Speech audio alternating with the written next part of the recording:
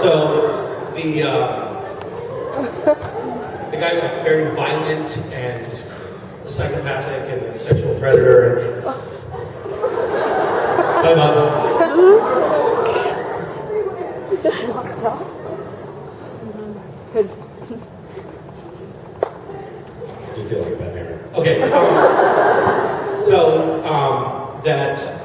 When I got that part, I thought, oh, they're going to fire me immediately because I don't know how to do these things at all. And then I was very surprised to find out that it actually felt very viscerally real when we were shooting that stuff. When I was being violent and psychopathic and murderous and disgusting.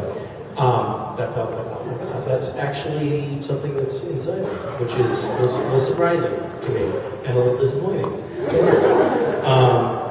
But it was weird and kind of challenging and a little confusing too because I dreamt that guy's dreams at night and I was thinking his thoughts during the day, which was very strange, and I definitely was worried while we were shooting that I was going to get stuck like that. But now I only think his thoughts a few times a day.